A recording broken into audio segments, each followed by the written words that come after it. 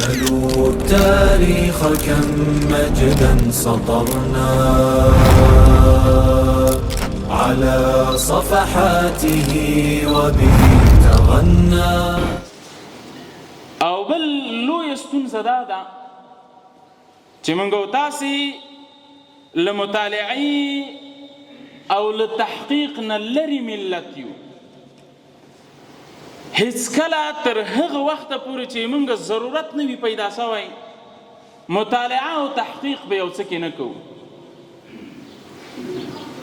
که چېرته موږ او تاسې نور خلک ووینو، غیر خلک ووینو، هغوی که هر چیرته وي، حتی که د تفریح په حالت کې هم وي، یو مطالعه او یو تحقیق کوي، یو څه د ځان دپاره زده کوي. نو دغو عواملو ته که موږ وګورو، دا نن سبا چې موږ او تاسې د امت مسلمه د ضعف په حالت کې ده، دا له علم سره دغه جفاګانې کوي، نو ځکه دومره د ضعف حالت ته رالوېدلی. مهمه وجه یې دا ده چې موږ ځوانان له اسلام نه سم فهم نه اخلي. د اسلام نه صحیح فهم څه معنا؟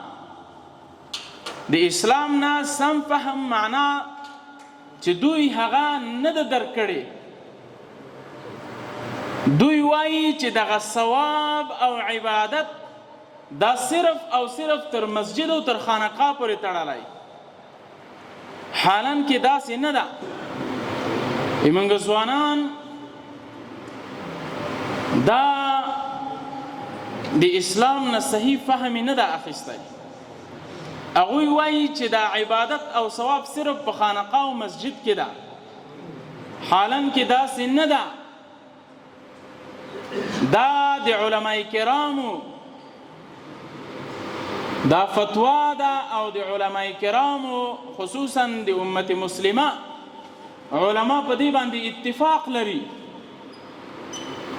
چې هر هغه علوم چې هغې ته اسلامي امت ضرورت لري، هغه په درجه د فرض کفایي کې دي. نو په دې باندې هم انسان ته الله رب ذوالجلال اجر ورکوي. که هغه د فزیک علم وي، که هغه د کیمیا علم وي، خو چې اسلامي امت ته پې باندې خدمت کوي، مسلمانانو ته پې باندې خدمت کوي، که هر علم ده چې هغه د مسلمانانو دارو او درمان ګرځېږي، نو داسې علم زده کول دا په درجې د مرتبې د فرض کفایي کې دي. دا په هر مسلمان باندې لازم ده چې زده یې کي. که چیرته چا زده نه کړي، دا سبب د ګناه ګرځېږي، انسان پې باندې ګناهګار ګرځېږي. تهاب الأسد وطأتنا لأننا لغير الله